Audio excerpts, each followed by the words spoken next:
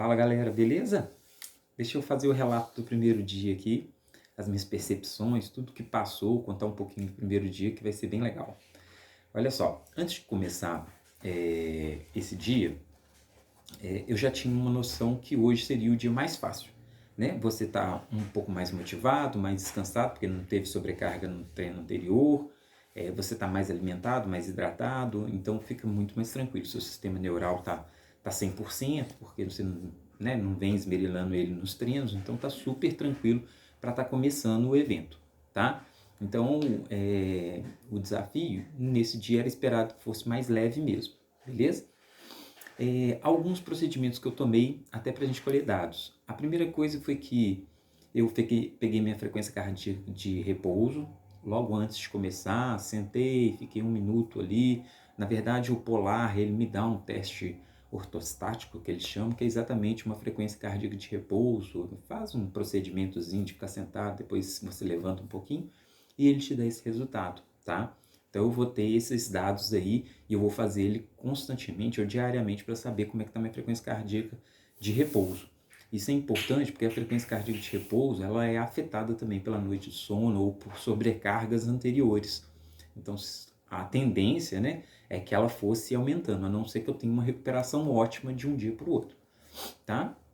A segunda coisa é que no começo, no primeiro dia, eu fiz uma pesagem.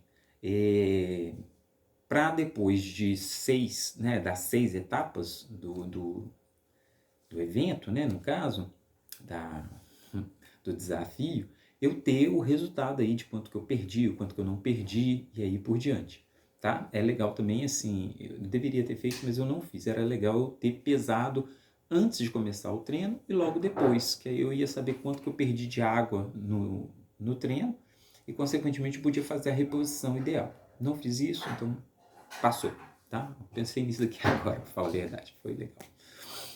Então, olha só, qual que é a estratégia que eu usei para esse dia? Eu resolvi dividir o treino que eu ia fazer em 2 treinos de 15 quilômetros e 2 treinos de 10 quilômetros. Não foi bem assim, modifiquei na metade do percurso, porque foi dessa forma. Assim que eu comecei a treinar, o primeiro 15 km foi super tranquilo. Quando eu parei, eu fui fazer os alongamentos, eu fui fazer alimentação, uma nova hidratação, e achei super fácil assim, de estar fazendo e tudo. Mas porém, quando eu voltei para correr, eu senti aquelas dores de quando o corpo esfria, sabe? Tenho certeza que quem já correu algumas vezes que parou muito tempo, sentou e tal, e depois foi correr novamente, sentiu aquelas dores articulares todas. Então eu comecei a sentir, mesmo eu tendo alongado, talvez eu deveria ter alongado. Aliás, o local que eu não alonguei do jeito que deveria ser alongado é onde que eu mais senti. Fiquei atento a isso para a próxima série que eu dei pausa, tá?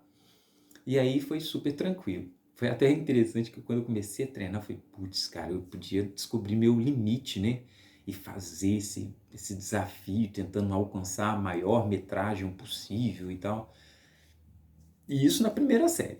Foi excelente. Beleza, isso estava me passando pela cabeça. Na segunda série, quando eu comecei a correr, primeiro que eu já comecei igual Robocop, com dores no corpo, né? Assim, em alguns músculos que eu não tinha alongado do jeito que deveria. E assim que eu comecei a correr, eu senti essas pequenas dores. Aí esse pensamento foi embora na hora. Saiu fora, falou, não, Renato, cumpre a sua meta, que é o que você já tinha planejado, é muito mais viável. Porque se você está assim, desse jeito, logo agora, imagine se você tentar sobrecarregar todos os dias com um volume muito alto. Consequentemente, ele ia ficar todo arrebentado. E como eu não conheço o meu limite, fazendo um tipo de evento assim, eu podia acabar me machucando, não era legal, né? Então, tudo bem. Na segunda série, a minha expectativa é que corresse mais 15 quilômetros super tranquilo. E foi tranquilo. Mas quando foi chegando perto ali dos 30, já foi ficando mais cansativo, sabe? Aí eu fico imaginando que seria mais próximo ali dos meus limiares neurais, que eu expliquei no outro vídeo, que é de 30 a 34, 36, mais ou menos, quando estou super bem ou não. Mas eu imaginei que poderia ser isso. Uma coisa interessante é que quando eu comecei o treino, a frequência ficou de um jeito, mais baixa. Depois que eu fui treinando, fazendo a série, fazendo maior volume, a partir da segunda série, mais próximo de 30 quilômetros, a frequência cardíaca já deu uma subida boa em relação ao começo. Lógico que a frequência cardíaca tem hora que dá uns oscilados, ela cai, sobe, mas em geral a média do treino, ela se mostrou maior. Tipo, no começo ela ficou em torno de 121, 122, a maior parte do tempo. Depois, na segunda série, mais próximo do 30, ela já estava alcançando 130, 132, tá? Beleza, fiz a outra recuperação, aí eu fiz um alongamento mais específico para alguns lugares que eu senti desconforto na hora que eu voltei, né, que eu fiquei igual Robocop, e fiz bastante alongamento, fui no banheiro, hidratei, aí foi a hora de eu alimentar, fui lá, comi bananas, né, que eu tinha aqui, comi bastante, e depois eu voltei à última série do treino. Por que da última?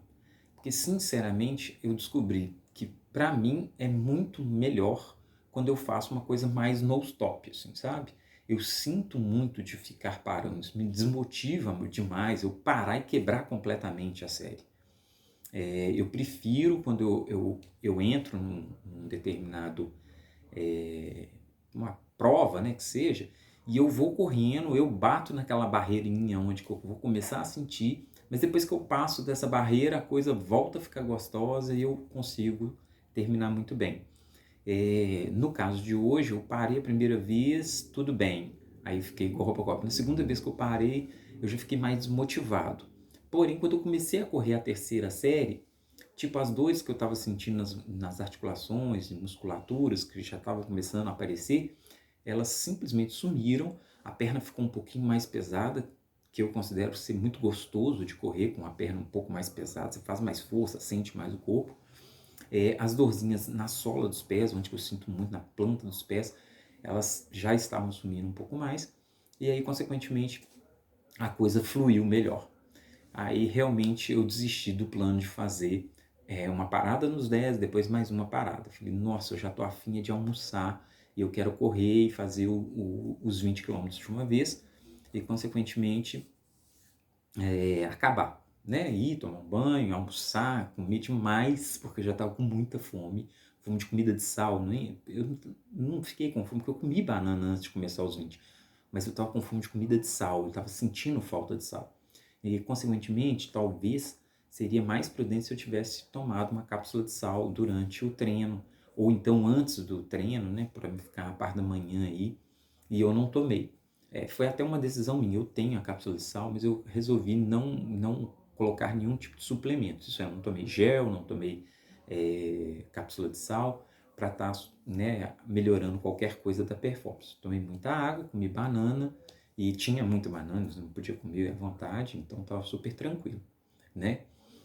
No geral, o que eu achei interessante foi que a partir do segunda série, que eu cheguei mais próximo do 30, a frequência subiu para 130, 130 e poucos, na terceira série ela não abaixou mais. Então, assim, algum tipo de fadiga específica estava acontecendo, seja ela fadiga neural, seja ela também essa temperatura, talvez eu não estava retendo muito líquido, mesmo tomando água, eu não estava retendo, até porque na terceira série eu já tomei muito mais água, fiquei com muito mais sede.